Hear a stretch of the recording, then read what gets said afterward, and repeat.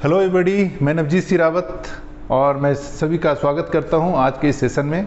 और आज की इस मार्गदर्शन प्रोग्राम में हम लोग मुख्य रूप से बात करेंगे कि यूपीएससी की तैयारी करने वाले, खासकर पीटी के एग्ज़ाम देने वाले बच्चे वो 5 गलतियां क्या करते हैं जो 5 गलतियां आगे जाकर बहुत घातक हो जाता है और उनका रिजल्ट हर बार रुक जाता है।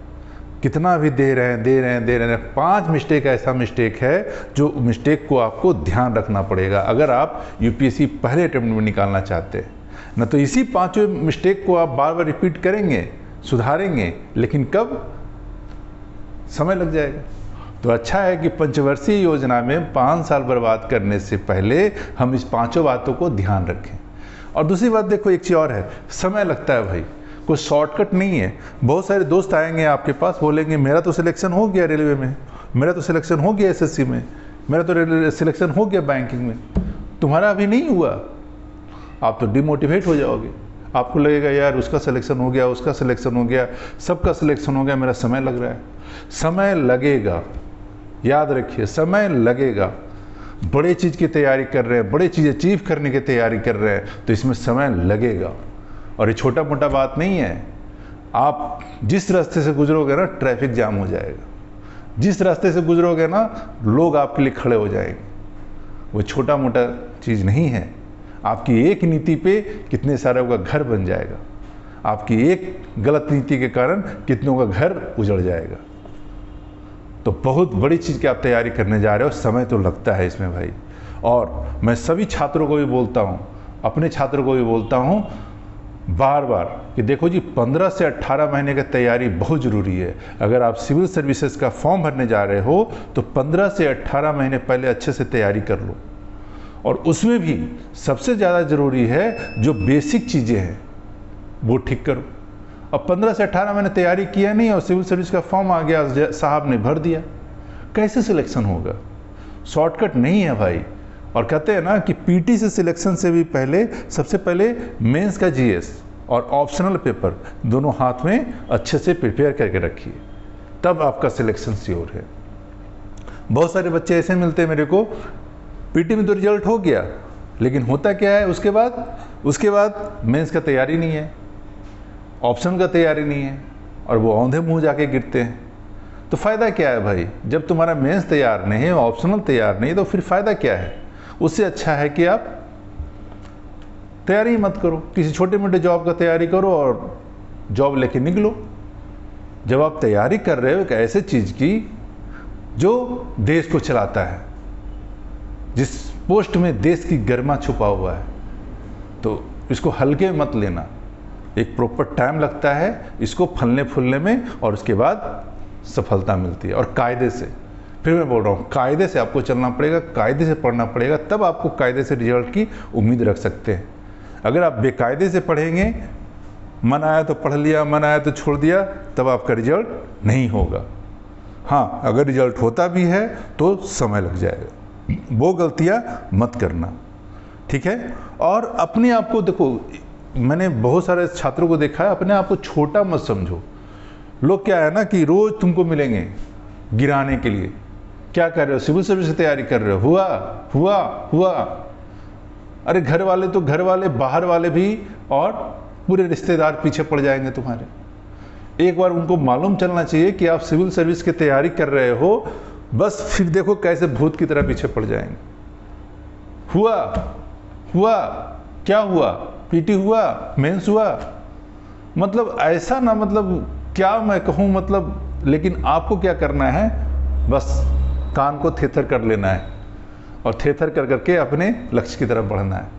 हो सकता है पीटी हुआ, मेंस नहीं हुआ, या 2 बार पीटी लगातार हो गया, 1 बार मेंस हुआ, चिंता नहीं करना है। आपको अपनी गति में, अपनी सुरी में रमे रहना है।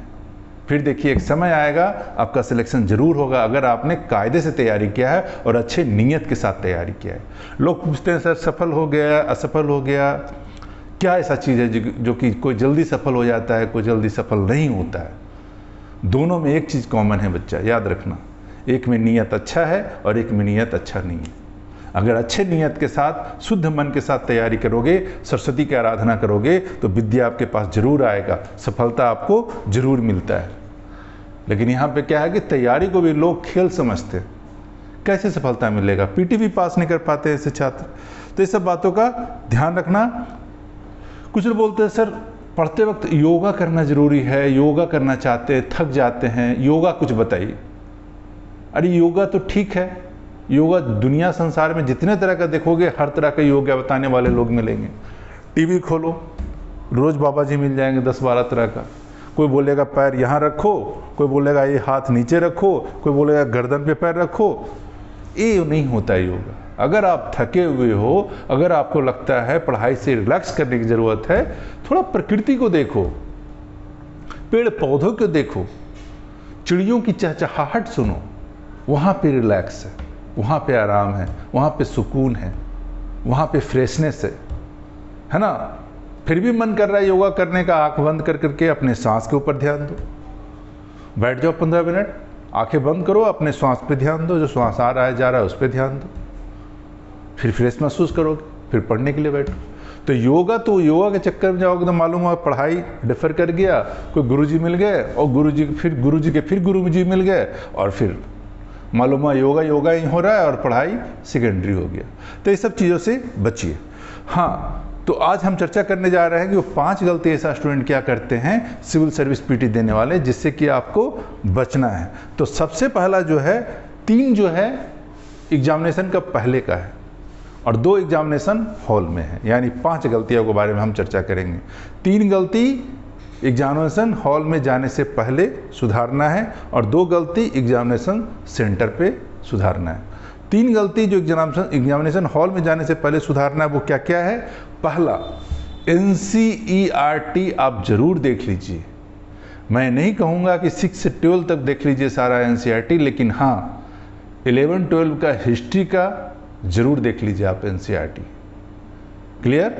क्लास 8 का ज्योग्राफी, क्लास 11 का ज्योग्राफी और क्लास 12 का ज्योग्राफी आप जरूर देख लीजिए। इंडियन पॉलिटी अगर देखा जाए तो क्लास 11 का पॉलिटी आप जरूर पढ़ के जाइए। उसके बाद अगर बात करें इकोनॉमिक्स का, तो क्लास 11 का NCERT इकोनॉमिक्स पढ़ करके आप जरूर जाइए। तो इतना NCERT पढ़ करके आप जरूर जाइए। इसके अलावा शेखर बंदोपाध्याय का किताब है इतिहास का, वो आप पढ़ के जाएं। नितिन सिंघानिया का कल्चर से नहीं कहूँगा कि सारा क्वेश्चन वहीं से लड़ेगा, लेकिन एक बेस जरूर मिलेगा आपको, क्या कैसे कल्चर का क्वेश्चन होता है, कुछ प्रीवियस ईयर का उसमें क्वेश्चन भी दिया गया है, वो जरूर देख लें। इससे एक बेस मिलेगा आपको और फिर देखिएगा आपका काम आसान हो जाएगा। तो NCERT जरूर पढ़ के जाना, बिना NCERT का एग्जाम देने मत चले जाना। तो अगर हम लोग बात करें तो पहला जो है NCERT, इसको जरूर पढ़ें। दूसरा जो काम करना है, जब भी आप एग्जाम के लिए जाने वाले हो, सिविल सर्विस एग्जाम देने वाला, आपको पता है 3 महीने के बाद एग्जाम है, 4 महीने के बाद एग्जाम है, तो आपको कहीं न कहीं मॉक टेस्ट अवश्य पकड़ लेना चाहिए, जो कि पीटी का। और जहां कम से कम, अगर और अच्छा तो तब है कि जब आप डेली मॉक टेस्ट दें। UPSC ISPT का डेली मॉक टेस्ट दें। अभी आप जितना पढ़ना है पढ़ें, लेकिन डेली एक मॉक टेस्ट दें पीटी का, GS का। और हफ्ता में 1 दिन CSET को भी आपको टेस्ट देना जरूरी है। CSET को इतना नज़रअंदाज करके आप नहीं छोड़ सकते हैं, नहीं तो एग्जामिनेशन हॉल में धोखा हो जाएगा। आपको हफ्ते में कम से कम 5 दिन GS का टेस्ट दीजिए और 1 दिन, छठा दिन CSET का टेस्ट दीजिए। और CSET तो जस्ट क्वालिफाइंग है, उसका नंबर कहीं ऐड होना नहीं है। ऐड किसका होगा? सिर्फ पीटी के GS का। ठीक है, तो पहला मैंने बताया NCERT दीजिए। दूसरा जो है मॉक टेस्ट जरूर ज्वाइन कीजिए आप, पीटी, GS और CSET। ठीक है, ये काम जरूर कीजिए। तीसरा जो काम कीजिए आप, करेंट अफेयर। करेंट अफेयर देखो, जो OLP कोर्स में हैं, जो ऑनलाइन तैयारी कर रहे हैं सिविल सर्विसेज का, उसको तो मैं ऑनलाइन मटेरियल सारा करेंट अफेयर का भेज रहा हूँ। करेंट अफेयर नहीं, इस पीटी में UPSC 2020 के पीटी में क्या क्या पूछ सकते हैं, उससे रिलेटेड सारी सामग्री हम भेज रहे हैं उनको। जितना भी करेंट अफेयर है सारा बना करके एडिट कर करके उनको भेजा जा रहा है, ठीक है, OLP वालों को। तो अगर कह रहा हूँ कि अगर आप देने जा रहे हो तो कम से कम दो काम जरूर कर लेना। पिछले 9 महीने का करेंट अफेयर जरूर देख के जाना, 9 मंथ का। और इंडिया ईयर बुक नई वाली आ गई है, इंडिया ईयर बुक जरूर स्टडी करना। एक दिन क्लास लूंगा मैं इंडिया ईयर बुक पे और आपको बता दूंगा कि कौन कौन सा इसमें चैप्टर जरूरी है, जिसको आप देख लीजिए। और फालतू का, हालांकि इंडिया ईयर बुक कितनी मोटी बुक है, तो इतनी मोटी के चक्कर में नहीं पढ़ना है। उसमें जो इंपॉर्टेंट चीज़ें हैं वो मैं OLP वाले को बता दूंगा और एक दिन वीडियो बना करके आप लोग को बता दूंगा कि इंपॉर्टेंट कौन कौन से चैप्टर, जो आप भी देख लें, ध्यान दें और वो पढ़ करके अपना काम कर लें। तो करंट में 2 काम करना, पिछले 9 महीने का करंट अफेयर देखना, चाहे किसी भी इंस्टीट्यूट का मिल जाए, दिल्ली का, हैदराबाद का, कहीं चेन्नई का, कहीं भी किसी इंस्टीट्यूट का कुछ अच्छे अच्छे करंट अफेयर आते हैं, वो लीजिए, वो पढ़िए। और नेट पे भी पड़े हुए हैं बहुत सारे मटेरियल, और उससे अपना करंट अफेयर मजबूत कीजिए। और लेकिन इंडिया ईयर बुक जरूर देखिए। योजना तो आप देख ही रहे होंगे, तो योजना, इंडिया ईयर बुक और करंट अफेयर जो भी अच्छे अच्छे कलेक्शन है, तो ये काम कर लें। तो ये 3 काम जो है एक्सटर्नल है, एक्सटर्नल है। इसके अलावा 2 काम आपको क्लासरूम में करना पड़ेगा। क्लासरूम में 2 काम क्या करना पड़ेगा इसके अलावा?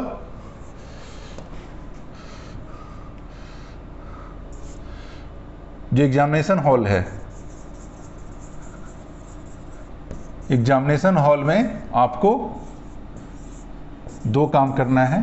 चौथा काम क्या करना है एग्जामिनेशन हॉल में? देखो, सबसे बड़ी चीज़ है टाइम मैनेजमेंट। अगर एग्जामिनेशन हॉल में आपने टाइम मैनेजमेंट नहीं करा तो आपको सबसे बड़ा प्रॉब्लम हो जाता है उसमें, टाइम मैनेजमेंट में। तो टाइम मैनेजमेंट में सबको बोला हूं, टाइम मैनेजमेंट, टाइम मैनेजमेंट करना बहुत जरूरी है आपको। टोटल कितना समय मिलता है पीटी में? देखा जाए तो 2 आवर्स का, 2 आवर्स का समय मिलता है, यानी कि 120 मिनट। लेकिन 120 मिनट आपको वहाँ पे यूटिलाइज नहीं कर पाएंगे पूरी तरह से। 120 मिनट मिलेगा नहीं आपको। आप वहाँ पे 100 मिनट ही मान के चलें कि 100 मिनट में मेरे को सारा कितना GS, 100 GS, 100 GS अच्छे से देख लेना है, अटेम्प्ट करना है, ठीक है। तो टाइम मैनेजमेंट बहुत जरूरी है। आप 100 मिनट मान के चलेंगे, आपको 100 मिनट में बनाना है 100 GS। हालांकि 100 GS तो आप बना नहीं पाएंगे, क्योंकि 20 क्वेश्चन इतना टफ रहता है, वो हर बार रहता है। वो जानता है, सेटर जो है जानता है, देखो जी क्वेश्चन अच्छे सेट करना, सारा सोल्व ना हो, कोई कर नहीं पाए। तो 20 क्वेश्चन तो ऐसा रहेगा आउट ऑफ 100, ठीक है। अगर देखा जाए तो 100 क्वेश्चन में 20 क्वेश्चन जो रहेगा जिसका कोई माँ बाप नहीं है, इसका कोई माँ बाप नहीं है, और ये क्वेश्चन शायद ही कोई बिरला ही सोल्व कर पाए। तो ऐसा क्वेश्चन होगा जिसका ना सर है, ना पैर है, ना धड़ है, कुछ समझ में नहीं आएगा कि ये दे दिया कहाँ से।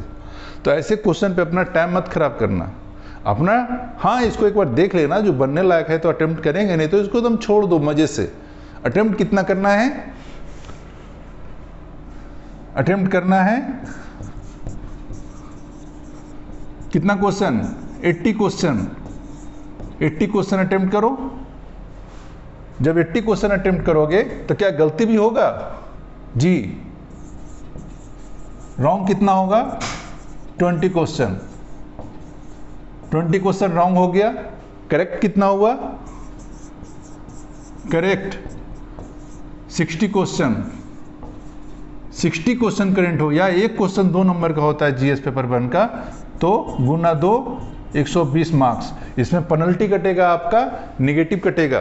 तो निगेटिव काट कूट करके आपका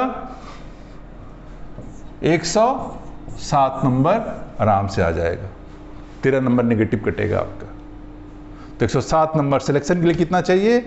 100 नंबर, 101 नंबर, 102 नंबर, 103 नंबर, है ना। अगर ग्रेजुएशन में है तो और नीचे। तो टाइम मैनेजमेंट बहुत जरूरी है एग्जामिनेशन हॉल में, और आपको एकदम अलर्ट रहना पड़ेगा। बल्कि हम तो कहेंगे घड़ी जो पहन के जाते हो, घड़ी खोल कर टेबल पर रखो और एकदम टाइम देखते रहना है। पहला 10 मिनट जो है आपको पूरा क्वेश्चन देख लेना है। 100 क्वेश्चन पूरा 10 मिनट में देख लीजिए, बाकी कितना बचा? 90 मिनट। 90 मिनट में 10 मिनट आप लास्ट के लिए छोड़ दो। 80 मिनट बचा, तो 80 मिनट में 80 क्वेश्चन अटेम्प्ट कीजिए। हाँ, 80 मिनट में 80 क्वेश्चन अटेम्प्ट कीजिए, एक क्वेश्चन पे 1 मिनट। कोई क्वेश्चन जल्दी सोल्व हो जा रहा है तो अच्छा है, नहीं तो अगर किसी क्वेश्चन में आप फंस जा रहे हैं, ज़्यादा समय लग रहा है, स्केप छोड़िए और आगे बढ़िए। यूपीएससी आपको उलझाएगा, जानबूझ के ऐसा क्वेश्चन रहता है कि आपको उलझाएगा, आपका टाइम खराब करेगा, लेकिन आपको ऐसे क्वेश्चन में फंसना नहीं है, उसको अटेम्प्ट करना है। क्लियर? उसके बाद पांचवा